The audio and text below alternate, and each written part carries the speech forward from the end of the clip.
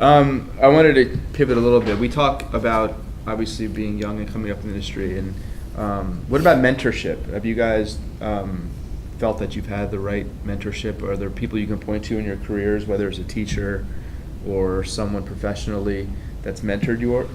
And do you think the industry does a good enough job at mentorship? I think it depends again on the company. I mentioned before that you really need to have a leader in a role that makes time for you. But okay, Dr. Nick's not in this room, but I've actually written not papers, but I've written about him in a couple different places about how he inspired me through the program. I think I had him as a teacher 7 or 8 times. And just the way that he kind of teaches the class with passion and real experiences, that was something that was a mentor role to me, I think, as I was coming up. So as I am training the other team members and so on, I try and do it the same way. So I think if there is someone that feels that same passion that you have and can make the time for it, I think that's the best way for it. Yeah. I think that's the problem though, because like you, I found my mentor through school. So I think the education side of it is really what drives the mentor-mentee relationship, not necessarily the industry itself, which I think is a problem. I mean, if you're trying to develop future hospitality leaders, wouldn't you want to be the one trying to provide a mentorship to somebody? I mean, I've been with Four Seasons for 7 years, and I'm definitely a better person now than I was when I went into it. I think that they, and obviously you guys can tell I drank the Kool-Aid. I love the brand, but I think that they've really done a great job at looking at me as an individual and giving me experiences. I mean, I've moved with Four Seasons 4 times, and every time there are people there on the other side ready and waiting and looking at my development. Right. And our VP of HR for the Americas, she has quite a big role, and she calls me once a quarter to check in and see how I'm doing. So it's not an official mentor program, but Right. At the end of the day, I would not be who I am without. Yeah. You feel like you're not slipping through the cracks. Not to get cheesy, I know I'm getting really cheesy. Like people actually are there for. Yeah, it's definitely individualized, which I really appreciate. Sure. Anyone else? I kind of agree. I mean, I went from being just an intern at the front office to being assistant director in just over 4 years. And it's at a big box. It's very unheard of being so young. Crushing it, huh?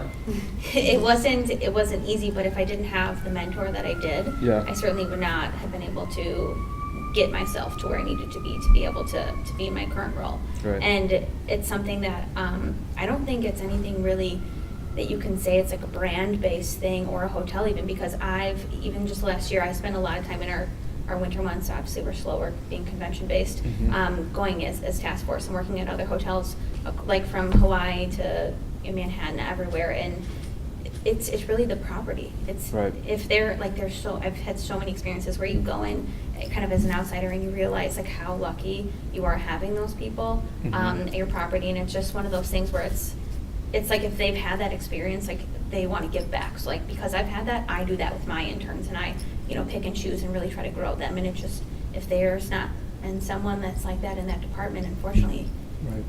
It just stops there. Yeah. One of the things that we actually try to do, because I agree with you a lot, sometimes if you're not in the right property environment, then you really don't have any other options. We've really tried, especially, and also kind of to your point, if you haven't come up through the hospitality education route, then you really don't have anybody. We've started to try to connect people who are new to hospitality, not only with a managerial level kind of mentor, but we also have really tried to focus on connecting them with somebody who's really their peer at a completely different property, right. Who's kind of in the day-to-day, front lines of the hospitality industry, and hopefully someone that they're a little more comfortable to, going to than a manager with, a question that they might be nervous to ask because they think it's stupid or right. something like that. So somebody that they can really connect with and, kind of bounce ideas off of each other and what works for you. How did you handle this specific situation? Right. And it's worked out really well for us. I think we've been able to develop really our talent in a much stronger way by having those connections across our portfolio, not just vertically at an individual property. And I would agree with that. Yeah, it comes a lot down to trust. I think I hold trainings quite often in my position, and if I were to just email someone like, here's a checklist of what you have to do, and like, here's where you go, and blah, blah, blah, versus putting aside an hour to train them on the phone, make sure that they take the screen and they do it themselves, and there's plenty of time for questions. I will 9 times out of 10 get responses back from that person with more questions, and oh, here, I thought you might like this, and blah, blah, blah, versus if I just went the email route, I would never hear from them again, and then I'd have to follow up when there were issues.